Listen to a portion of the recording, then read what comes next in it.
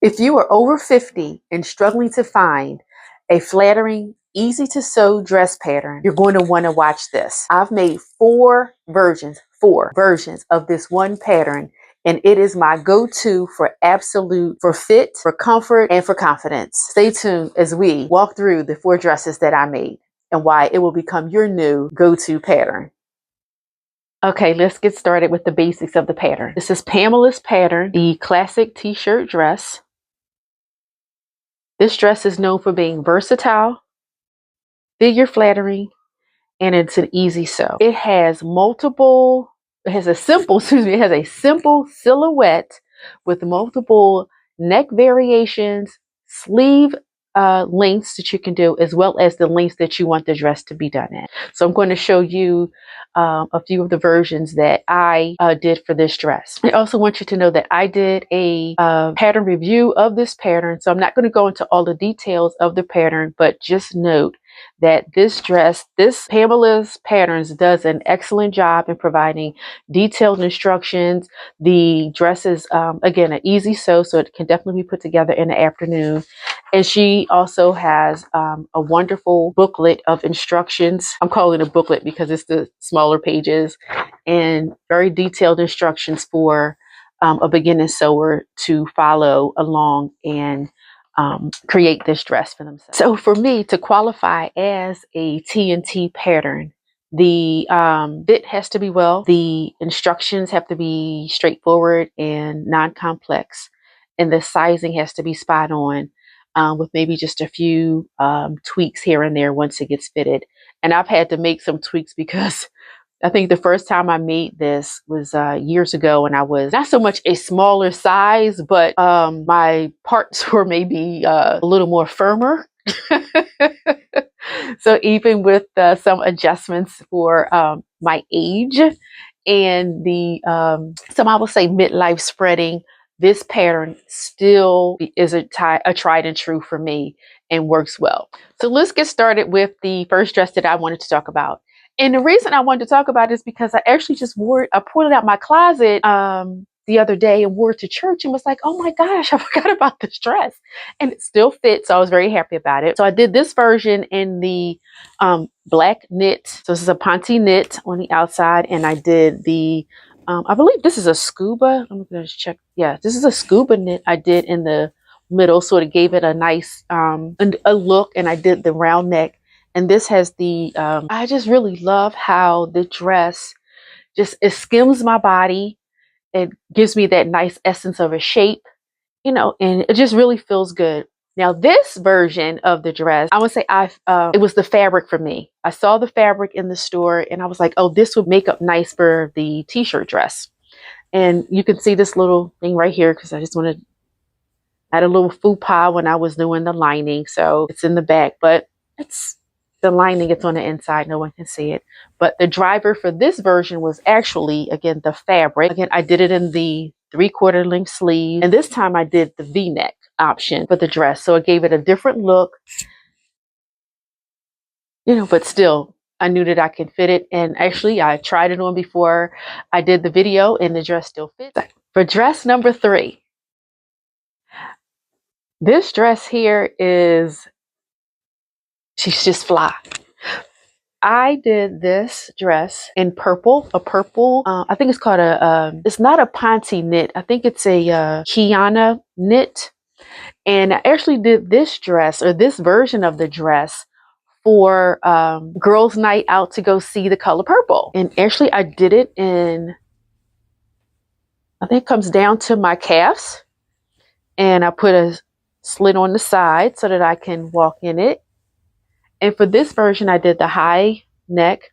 I put ribbing on the neck, and also I did long sleeves and put the ribbing on the sleeves as well.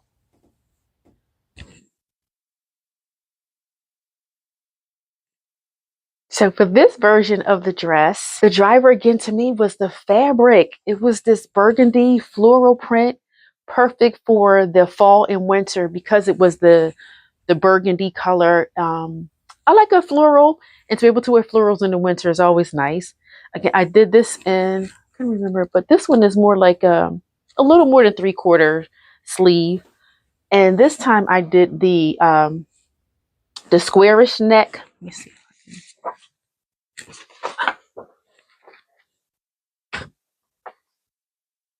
This one right here. Ooh, I don't know if you can see it. There it is. You can see it right here, the squarish neck. The squarish neck there.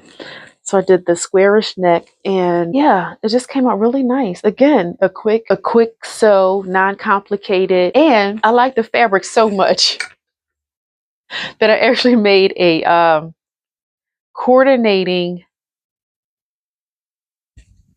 cape. And I put the little ballies on the bottom of the cape. So that's really nice. And I put a hood on the cape. So I just went all out on this one. So that's really nice to, again, for the fall and winter. I do have 2 bonus dresses that I have for you as well. And that is this version of the dress in this stripe. I did a long sleeve this time because I wanted to be able to wear it in the fall and the winter. I did the rounded neck, and I actually made it come, it falls below the knee. So somewhere, it's not quite, it may be just above my calf. So that sweet spot between the knee and the calf. So it hits really nice. And I actually did a video of this as well. And I made like a duster to go with it because I was gifted some fabric from a friend, and it made a really nice outfit. And finally, this is not the Pamela's classic t-shirt dress, but because I've made the dress a few times. When I was gifted, I'm saying gifted, I'm using that term loosely.